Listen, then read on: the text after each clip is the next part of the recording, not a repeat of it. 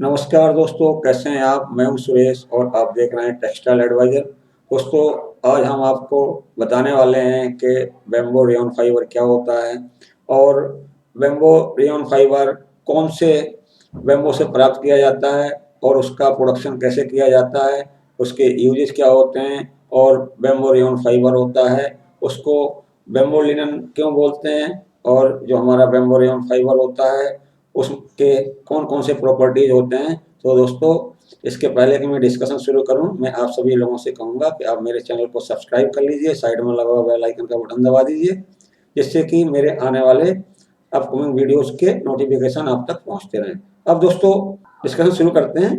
देखिए, यहाँ पर जो हमारा बैम्बू रेयॉन होता है, तो उसका मैं ब्रीफ में इंट्रोडक्शन देता हूँ आपको।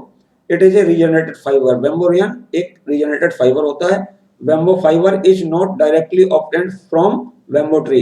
जो बैम्बू फाइबर होता है वो हमारे बैम्बू ट्री से डायरेक्टली प्राप्त नहीं किया जाता है। It is a cellulosic fibre. Bamboo rayon एक सेलुलोजिक फाइबर है।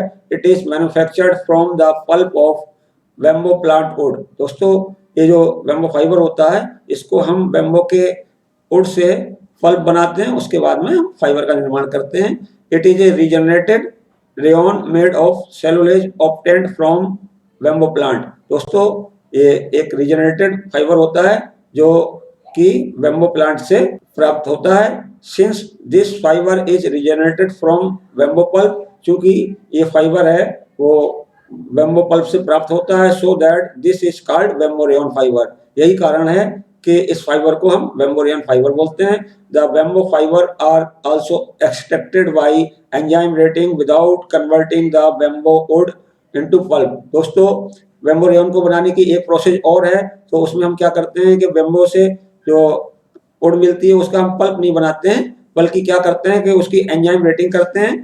तो इसलिए क्या होता है कि this kind of fibre is known as bamboo linen. तो इस तरीके का जो फाइबर होता है, जिसमें हम बैम्बू के वुड से पल्प नहीं बनाते हैं, हम सिर्फ क्या करते हैं, एंजाइम रेटिंग करते हैं। तो एंजाइम रेटिंग के बाद में हम जो फाइबर बनाते हैं उसको हम बोलते हैं bamboo linen. It is composed of cellulose. ये कंपोज होता है सेलुलोज से और हेमिसेलुलोज एंड लिग्निन मेनली। और इसके अंदर हेमिसेलुलोज भी होता है और लिग्निन भी होती है। अब दोस्तों, मैं आपको बताता हूँ कि जो बैम्बू होता है उसका कल्टीवेशन कैसे किया जाता है। अब देखिए आप, कल्टीवेशन ऑफ बैम्बू प्लांट और रिक्वायर्ड क्लाइमेट क्या होती है। देखिए, there are more than 1600 species of bamboo plant found in the different part of world. दोस्तों, दुनिया के अंदर बैम्बू की 16 से अधिक स्पीशीज होती हैं। These species of bamboo are grown in various climatic conditions from cold mountain to hot tropical region। दोस्तों, ये जो वैरायटीज होती हैं हमारी बैम्बू प्लांट की, वो गर्म क्षेत्रों में भी उगाई जाती हैं और जहाँ पे बिल्कुल कोल्ड होता है वहाँ पे भी उगाई जाती हैं। Near about millions hectare area of our planet is covered with bamboo plant. दोस्तों, हमारे पृथ्वी का millions hectare area bamboo plant से कवर है। The most of area covered by bamboo plant is found in Asia continent. दोस्तों, ये जो bamboo है हमारे एशिया कॉन्टिनेंट में सबसे अधिक पाया जाता है। The most suitable temperature for bamboo plant range from 20 degree to 26 degree. दोस्तों, बैम्बू प्लांट को उगाने के लिए 20 से 26 डिग्री टेम्परेचर सबसे बेस्ट होता है। The bamboo plant grows in those regions which are located above 900 to 1600 metres from sea level.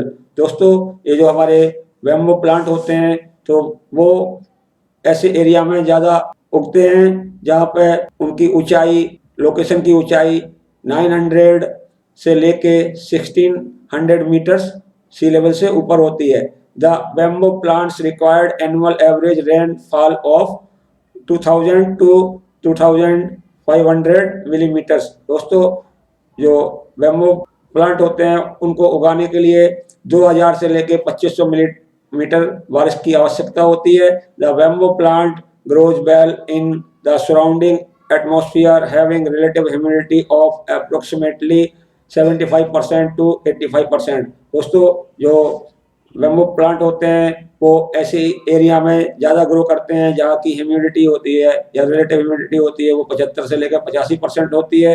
Week और moderate wind help bamboo plant to stand still. दोस्तों ऐसे एरिया जहाँ पे जो विंड की जो स्पीड होती है या तो कमजोर होती है या मॉडरेट होती है या बहुत कम होती है, तो वहाँ पे जो बैम्बू प्लांट होते हैं उनको सीधा खड़ा होने में प्रॉब्लम नहीं होती है। The high growth rate of bamboo and the fact that bamboo can grow in such diverse climate make the bamboo plant A sustainable and versatile source. दोस्तों जो बैम्बू प्लांट होता है वो हर तरीके की क्लाइमेट में उग सकता है, इसलिए ये जो बैम्बू प्लांट है इसको सस्टेनेबल और वर्सेटाइल सोर्स भी मानते हैं सेलुलोज का। अब दोस्तों देखिए प्लांटेशन कैसे होता है, कब होता है। Scientifically the bamboo plant falls in the category of grass. दोस्तों यदि हम साइंटिफिकली देखें तो जो हमारा बैम्बू होता है तो वो ग्रास की कैटेगरी में आता है। It is not a tree, ये ट्री नहीं होता है। Since we know that the bamboo plant vast root network sprout new shoots after each harvesting. हम जानते हैं कि क्या होता है कि जब हम बैम्बो को कट कर देते हैं तो उसके बाद में फिर उससे जो नए पौधे उगाते हैं कटाई करने के बाद। Therefore there is no need to of replantation of bamboo plant after harvesting. इसलिए हमें हार्वेस्टिंग के बाद में नए प्लांटेशन की आवश्यकता नहीं होती है। They grow again after each harvesting. वो प्रत्येक हार्वेस्टिंग के बाद में दोबारा से ग्रो कर जाते हैं। The bamboo plantation require for one time only. जो बैम्बो का प्लांटेशन होता है वो सिर्फ एक बार ही किया जाता है। The vast root network almost zoom up while we watch them pulling in sunlight and greenhouse gases and converting them to new green growth. Bamboo just might be the world's most sustainable source। दोस्तों जो bamboo है वो सबसे अधिक sustainable source होता है। It is the fastest growing grass and can shoot up A yard और मोर a day. दोस्तों ये जो बैम्बो होती है सबसे फास्टेस्ट ग्रोइंग घास होती है, ग्रास होती है। वो मैक्सिमम कभी कभी तो एक दिन में 1 यार्ड से भी ज़्यादा ग्रो कर सकती है। अब दोस्तों ये जो हमारा बैम्बो होता है इसमें कौन कौन से फर्टिलाइज़र और पेस्टिसाइड यूज़ किए जाते हैं। देखिए यहाँ पे pesticide and fertiliser required. Bamboo plant doesn't require any kind of fertiliser. Bamboo के लिए कोई फर्टिलाइज़र की ज़रूरत नहीं होती है। And pesticide to boost its growth, और ना ही किसी पेस्टिसाइड की आवश्यकता होती है। We can say that the bamboo plant is a pure organic source of producing textile fibre. हम कह सकते हैं कि जो बैम्बो प्लांट है वो टोटली ऑर्गेनिक सोर्स होता है किसी भी टेक्सटाइल फाइबर को प्राप्त करने के लिए। The presence of antimicrobial substance in the bamboo plant prevent the attack of pest and fungi। दोस्तों बैम्बो के अंदर क्या होता है कि एंटीमाइक्रोबियल सब्सटेंस होता है, तो उससे कोई भी अगर फंगी या कोई भी पेस्ट, कोई भी कीड़ा वगैरह उसके ऊपर अटैक करता है तो वो कामयाब नहीं हो पाता है, क्योंकि उसके अंदर एक एंटीमाइक्रोबियल सब्सटेंस होता है। Although some pathogen problem do still exist in some bamboo plant. दोस्तों उसके बावजूद भी कुछ टाइप की जो पैथोजन प्रॉब्लम्स होती हैं वो बैम्बो प्लांटेशन में दिखाई देती हैं। अब दोस्तों हार्वेस्टिंग, देखिए हार्वेस्टिंग कैसे की जाती है। When a new shoot comes out from the ground, जैसे ही नए अंकुर जमीन से आते हैं, the new bamboo tree achieve it's full growth with in the period of 8 to 10 weeks. तो जो अंकुर आते हैं उसके बाद में 8 से लेके 10 सप्ताह तक उसमें क्या होता है कि पूरी ग्रोथ हो जाती है प्लांट की। The tree is gotten maturity in 3 to 5 year. और कोई भी जो ट्री होता है वो 3 से लेके 5 साल में कंप्लीटली मैच्योर हो जाता है। Bamboo is reharvested continuously without damaging the surrounding environment. दोस्तों बैम्बो को कंटिन्यूसली काटा जाता है और उससे हमारे सराउंडिंग एटमॉस्फेयर को कोई नुकसान भी नहीं होता है। Since bamboo is a type of grass, क्या होता है कि जो बैम्बो है वो एक ग्रास का प्रकार होता है। So that it grows automatically after being harvesting like grass of lawn. तो दोस्तों घास होने की वजह से क्या होता है कि जैसे हम अपने लॉन की घास काट देते हैं उसके बाद हमारी घास फिर से उगाती है, सेम थिंग आपके बेम्बो में होती है। हम बेम्बो को काट देते हैं, उसके बाद में कुछ समय बाद फिर वो बेम्बो का प्लांट होता है, फिर से ग्रो कर जाता है। This regular harvesting is actually of benefit to the health of the plant. दोस्तों, जो रेगुलर हार्वेस्टिंग होती है, इससे क्या होता है कि जो हमारा प्लांट होता है उसकी हेल्थ अच्छी रहती है। The some studies shows that felling of cans lead to healthy regrowth and an increase in the amount of biomass the next year। दोस्तों, कुछ स्टडीज से पता लगता है कि जो हम हार्वेस्टिंग रेगुलरली करते हैं तो एक साल के बाद जो अगले साल हम हार्वेस्टिंग करते हैं तो वहाँ पर जो प्लांट का बायोमास होता है वो ज़्यादा होता है। अब देखिए दोस्तों, ईल्ड का मतलब कितना प्रोडक्शन होता है। The bamboo is high yield crop. जो बैम्बो होती है हाई प्रोडक्शन क्रॉप है, हाई ईल्ड क्रॉप है। The yield of bamboo crop falls up to 60 tons per hectare. जो बैम्बो होता है उसका प्रोडक्शन एक हेक्टेयर में 60 टन के आसपास होता है। It is more than the most of the tree. दोस्तों, ये जो बैम्बो का जो प्रोडक्शन होता है कई सारे पेड़ों से बहुत ज़्यादा होता है। Today when the land use is under big pressure. दोस्तों, आज की डेट में जबकि हमारी जो पृथ्वी की सतह है वो अंडर प्रेशर है, bamboo high yield per hectare becomes very significant. तो जो बैम्बो का जो हाई यील्ड परसेंटेज है वो बहुत महत्वपूर्ण हो जाता है। अब दोस्तों, प्रोडक्शन ऑफ बैम्बो फाइबर। दोस्तों देखिए कि जो बैम्बो फाइबर होता है या बैम्बो रेयन होता है उसका प्रोडक्शन कैसे करते हैं। There are two process use to produce bamboo fibres. दोस्तों, बैम्बो फाइबर दो प्रोसेस से प्रोड्यूस किया जाता है। एक होता है आपका मैकेनिकल प्रोसेस और दूसरा होता है आपका केमिकल प्रोसेस। अब दोस्तों देखिए मैकेनिकल मेथड देखिए। Lightrex, a Swiss company engaged in the producing of bamboo fiber, claims that their process is more natural during processing the bamboo wood into fiber। जो लाइट्रेक्स नाम की स्विस कंपनी है वो दावा करती है कि जो बैम्बो फाइबर वो प्रोड्यूस करते हैं तो उनकी जो प्रोसेस है मैन्युफैक्चरिंग की उसमें केमिकल्स का बहुत कम मात्रा में प्रयोग किया जाता है। In the mechanical method of producing bamboo fibre the woody part of plant are crushed with the help of crushing machine. तो दोस्तों, इस प्रोसेस में क्या होता है कि जो प्लांट का वुडी पार्ट होता है उसको क्रशिंग मशीन की सहायता से क्रश किया जाता है। The enzyme retting is applied to this crushed material using natural enzyme. दोस्तों, फिर हम क्रश करने के बाद में उस मटेरियल के ऊपर एंजाइम रेटिंग की प्रोसेस अप्लाई करते हैं और हम नेचुरल एंजाइम यूज करते हैं। These enzymes help to break the bamboo ball into a soft and pulpy mass. तो इससे क्या होता है कि जो हमारा वुडन पार्ट होता है प्लांट का वो सॉफ्ट हो जाता है और पल्पी मास में बदल जाता है। The natural fibre get obtained after retting. और उसके बाद में after retting natural fibre bamboo का प्राप्त हो जाता है। These natural fibres are combed out mechanically. अब ये जो हमें नेचुरल फाइबर बैम्बो के मिलते हैं उनको मैकेनिकली कॉम्ब करते हैं and are spun into yarn, और इससे हम यार्न का निर्माण करते हैं। This method of production is similar to production process used in linen, jute और hemp fibre.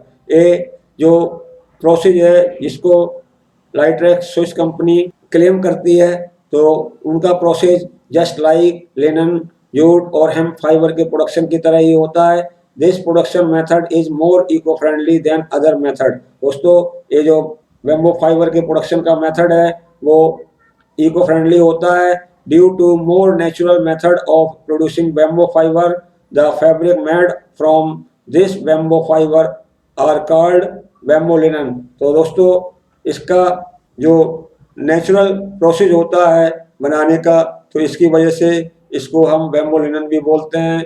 This method of production is not used commonly because this is much labour consuming process. दोस्तों, ये जो method है bamboo rayon को बनाने का या bamboo linen को बनाने का ये बहुत ज़्यादा प्रयोग नहीं होता है क्योंकि ये बहुत लेबर कंज्यूमिंग प्रोसेस होती है। The cost of production is too high, और जो कॉस्ट होती है प्रोडक्शन की वो भी बहुत ज़्यादा होती है। Due to these reasons very small quantity of bamboo linen is produced for clothing. दोस्तों, यही कारण है कि हम क्लॉथिंग के लिए ये जो बैम्बू लिनन बनाते हैं बहुत कम मात्रा में बनाते हैं। अब दोस्तों दूसरा आता है chemical method.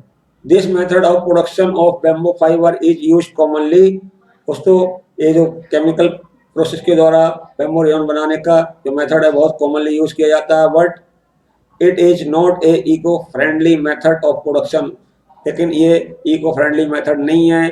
In this method bamboo fibers are regenerated from cellulose obtained from bamboo pulp like rayon और modal। तो दोस्तों इसमें क्या होता है कि जो बैम्बो फाइबर होते हैं वो रीजनरेट किए जाते हैं बैम्बो वुड के पल्प से, जैसा कि हम विस्कोज रेयन में करते हैं या मोडाल में करते हैं। Due too much similar method of production bamboo fibres obtained by this method is also known as bamboo rayon. दोस्तों क्योंकि ये जो मैन्युफैक्चरिंग का मेथड है बैम्बो फाइबर को केमिकल प्रोसेस की सहायता से बनाने का, वो हमारे रेयन प्रोसेस के जैसा ही होता है, इसलिए इसको हम बैम्बो रेयन भी बोलते हैं। Chemically manufactured bamboo fibre is a regenerated cellulosic fibre. जो केमिकली बना हुआ रीजनरेटेड बैम्बो फाइबर होता है वो सेलुलोजिक फाइबर होता है। Chemically manufactured bamboo fibre has feel and hand similar to that of rayon and modal. जो हमारा केमिकली प्रोसेस से बना हुआ बैम्बो फाइबर होता है उसका फील और जो हैंडल होता है वो रेयन और मोडाल के जैसा ही होता है। अब देखिए यहाँ पर दोस्तों chemical method of producing bamboo fibres is basically the same process which is used to produce rayon fibre from wood or cotton lints. दोस्तों ये जो बनाने का मेथड होता है बैम्बो फाइबर को केमिकल प्रोसेस की सहायता से वो जस्ट लाइक मोडाल और विस्कोज रेयन के जैसा होता है। Generally hydrolysis alkalisation with multiphase bleaching technology is used in chemical process of producing bamboo fibre. Bamboo fibre को प्रोड्यूस करने में हम हाइड्रोलाइसिस अल्कलाइजेशन करते हैं मल्टीफेज में। This is very common and dominating technology. ये बहुत कॉमन और बहुत ज़्यादा मात्रा में उपयोग होने वाली टेक्नोलॉजी है। The whole process complete in following steps. ये जो हमारा बॉम्बे रेयन का प्रोडक्शन होता है वो नीचे दिए गए स्टेप में पूरा होता है। First of all the leaves and soft inner pitch is extracted from the bamboo trunk. दोस्तों क्या करते हैं कि हम बैम्बो से उसकी लीव्स वगैरह हटा देते हैं और सॉफ्ट इनर पिच होती है बैम्बो की उसको भी निकाल देते हैं। This material is crush mechanically. तो इसको हम क्या करते हैं मैकेनिकली क्रश करते हैं। नंबर 2 देखिए the crush material is kept in A solution of sodium hydroxide having concentration of 15 to 20% for soaking. दोस्तों अब जो हमें क्रश करके मटेरियल मिलता है उसकी हम सोकिंग करते हैं। वो किस में करते हैं सोडियम हाइड्रोक्साइड मतलब NOH सॉल्यूशन होता है 15 से लेकर 20% का, उसमें हम उसको रखते हैं। This soaking process takes 1 to 3 hours to complete. ये जो सोकिंग प्रोसेस होती है सोडियम हाइड्रोक्साइड में वो 1 से लेकर 3 घंटा लेती है। Temperature during soaking is kept between 20 degree to 25 degree. और जो सोकिंग प्रोसेस के दौरान हम टेम्परेचर रखते हैं वो होता है आपका 20 से लेकर 25 degree. A alkali solution of bamboo cellulose result after completion of soaking. जब हमारी सोकिंग कंप्लीट होती है तो हमें जो आउटकम निकलता है उसमें से वो होता है बैम्बो सेलुलोज का एक अल्कली सॉल्यूशन होता है। अब देखिए दोस्तों the alkali solution of bamboo cellulose is then pressed to remove any excess amount of sodium hydroxide. अब हम क्या करते हैं जो हमें सॉल्यूशन मिला अल्कली सॉल्यूशन बैम्बो पल्प मिला है तो उसको क्या करते हैं हम प्रेस करते हैं जिससे कि जो हमारा सोडियम हाइड्रोक्साइड होता है उसका यदि कोई एक्सेस अमाउंट है तो वो निकल के अलग हो जाता है। Now this alkali cellulose is crushed with the help of A grinding machine. अब जो प्रेस करने के बाद में हमें अल्कली सॉल्यूशन मिला है बेम्बो का, उसको हम क्या करते हैं कि मशीन से ग्राइंडिंग करते हैं। The grinded material is left for drying for a period of 24 hour. अब जो मटेरियल हमने ग्राइंड किया उसको 24 घंटे के लिए ड्राई करने के लिए छोड़ देते हैं। दोस्तों अब क्या करते हैं कि हमें जो सोडियम हाइड्रोक्साइड का बेम्बो वुड से बना के जो सॉल्यूशन मिला है उसके ऊपर हम कार्बन डाइसल्फाइड छोड़ते हैं। The carbon disulphide sulphurise the bamboo alkali solution. तो जो कार्बन डाइसल्फाइड होती है वो बेम्बो के अल्कली सॉल्यूशन को सल्फ्यूराइज कर देती है एंड कंपाउंड जेल रिजल्ट, और इस तरीके से एक कंपाउंड जेल का निर्माण होता है। Any remaining amount of carbon disulphide is removed by evaporation due to decompression and cellulose sodium xanthonate result। दोस्तों क्या होता है कि जब हमें जेल प्राप्त होता है तो उसके बाद में जो एक्स्ट्रा अमाउंट होता है कार्बन डाइसल्फाइड का उसको इवोपरेट किया जाता है और डिकम्प्रेशन से, और उसके बाद में हमें मिलता है सेलुलोज सोडियम xanthonate। अब देखिए a diluted solution of sodium hydroxide is added to the cellulose sodium xanthonate। अब हम क्या करते हैं कि जो हमें सेलुलोज सोडियम xanthonate मिला है उसमें हम मिलाते हैं सोडियम हाइड्रोक्साइड और उसको डाइल्यूट कर लेते हैं। This sodium hydroxide completely dissolve the cellulose sodium xanthonate। तो ये जो सोडियम हाइड्रो ऑक्साइड होता है उसको जब हम ऐड करते हैं तो हमारा सेलुलोज सोडियम xanthonate होता है वो डिजोल्व हो जाता है। Viscous solution of it result now. अब क्या होता है कि एक विस्कस सॉल्यूशन मिलता है हमें सेलुलोज सोडियम xanthonate का। This viscous solution contain 5% sodium hydroxide and 7 to 15% bamboo cellulose. तो ये जो हमें सॉल्यूशन मिलता है सेलुलोज सोडियम xanthonate का उसके अंदर 5% सोडियम हाइड्रोक्साइड होता है और 7 से लेके 15% तक बेम्बो सेलुलोज होता है। Now this viscose solution is ready for spinning. अब ये जो विस्कस सॉल्यूशन हमें प्राप्त हुआ है वो स्पिनिंग के लिए तैयार होता है। The viscous bamboo cellulose is passed through spinneret nozzle with the help of high pressure feeding pump. तो ये जो विस्कस बेम्बो सेलुलोज हमें प्राप्त हुआ उसको हम हाई प्रेशर फीडिंग पंप की सहायता से स्पिनरेट नोजल से पास करते हैं। The fibre coming out from nozzles of spinneret go into a large vessel having solution of diluted sulphuric acid. तो जो फिलामेंट निकल रहे होते हैं स्पिनरेट से वो कहाँ जाते हैं, वो जाते हैं एक ऐसे वेसल में जाते हैं उसके अंदर डाइल्यूटेड सल्फ्यूरिक एसिड भरा होता है। This sulphuric acid makes hard to viscose bamboo cellulose sodium xanthonate and reconvert it to cellulosic bamboo fibre. तो जैसे ही वो डाइल्यूटेड सल्फ्यूरिक एसिड के टैंक में जाता है तो जो हमारा viscose bamboo cellulose sodium xanthonate होता है वो एक तो हार्ड हो जाता है और दोबारा से वो रिकन्वर्ट हो जाता है सेलुलोजिक बेम्बो फाइबर में। These fibres are bound on the bobbin और cut into staple fibres as per requirement. तो दोस्तों ये जो फाइबर प्राप्त होता है इसको हम या तो बॉबिन्स पर बाइंड करते हैं या इनको हम कट करते हैं स्टेपल फाइबर में कन्वर्ट करते हैं जैसा कि हमें ज़रूरत होती है।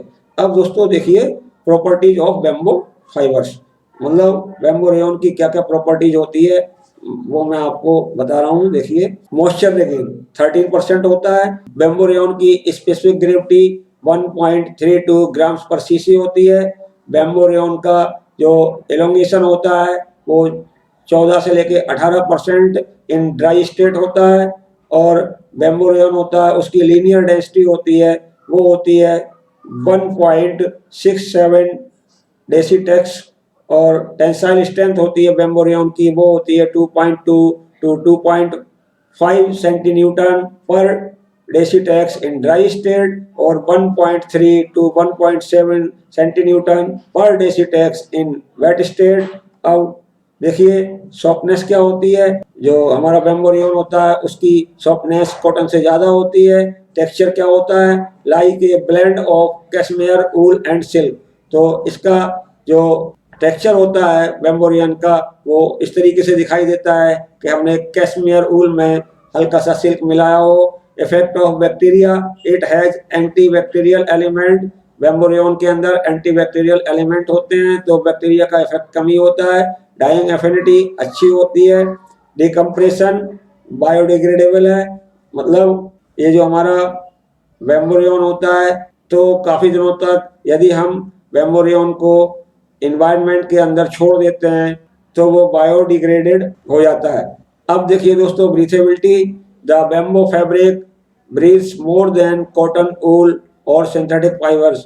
दोस्तों इसकी जो ब्रीथेबिलिटी होती है बैम्बू रेयन की वो कॉटन वूल और सिंथेटिक फाइबर से अच्छी होती है। Dimensional stability, it shrinks minimal during washing and drying at warm temperature. दोस्तों ये जो हमारा बैम्बू रेयन से बना हुआ कपड़ा होता है उसकी जो श्रिंकेज होती है वो कम होती है और वार्म टेम्परेचर पे ये जल्दी से सूख जाता है। Ironing temperature lower than cotton, तो जो आयरनिंग करने के लिए टेम्परेचर रिक्वायर्ड होता है बैम्बू रेयन को वो कॉटन से कम होता है। Lustre better than cotton, drapability better than cotton, dye stuff consumption require less dye stuff, मतलब कम डाई स्टफ की आवश्यकता होती है इसको रंगने में कॉटन से और मॉडल और विस्कोस फाइबर से। तो दोस्तों अब देखिए यूजेज ऑफ बैम्बू फाइबर्स, मतलब बैम्बू फाइबर कहाँ कहाँ प्रयोग किया जाता है। Apparel, sweaters, bath suit, underwear, tight T shirt, socks. Because of its antibacterial property, the non-woven fabric made of bamboo fibers are widely used to make hygiene products such as sanitary napkin, mask, mattress, food packaging bags। दोस्तों मैंने आपको पहले ही बताया कि जो bamboo rayon होता है उसकी जो प्रॉपर्टी होती है एंटी माइक्रोबियल होती है, तो उसमें जो बैक्टीरिया जनरेशन होता है वो नहीं होता है या उसको प्रिवेंट करता है, इसलिए इसका हाइजीन के लिए उपयोग किया जाता है। मतलब हाइजीनिक प्रोडक्ट बनाते हैं जैसे कि सैनिटरी नैपकिन हो गया, मास्क हो गया, आपके गद्दे हो गए और फूड पैकेज बैग हो गए। It is used to make home furnishing product such as a curtain, television cover, wallpaper and sofa slip cover. तो दोस्तों ये जो हमारा बैम्बू लिनन से बना हुआ कपड़ा होता है उससे हम कर्टेन भी बनाते हैं, होम फर्निशिंग में प्रयोग करते हैं। टेलीविजन कवर हो गया, वॉलपेपर हो गया और सोफा कवर वगैरह। Due to good moisture absorbency it is used to make towel and bathroom. दोस्तों क्योंकि हमने ऊपर बताया कि जो हमारा बैम्बू रेयन फाइबर होता है उसकी जो मॉइस्चर एब्जॉर्बेंसी होती है या मॉइस्चर रिटेन होता है वो ज़्यादा होता है, तो इसलिए इसका प्रयोग हम टॉवल और बाथरूम बनाने में भी करते हैं। तो दोस्तों देख के बताइएगा कि मेरा वीडियो कैसा लगा। यदि आपको मेरा वीडियो पसंद आए तो आप अपने दोस्तों में शेयर करें, लाइक का बटन दबाएं और यदि आपने अभी तक मेरे चैनल को सब्सक्राइब नहीं किया तो कृपया मेरे चैनल को सब्सक्राइब कर लीजिए, साइड में लगा हुआ बेल आइकन का बटन दबा दीजिए, इससे कि मेरे आने वाले अपकमिंग वीडियोज़ के नोटिफिकेशन आप तक पहुँचते रहें। धन्यवाद।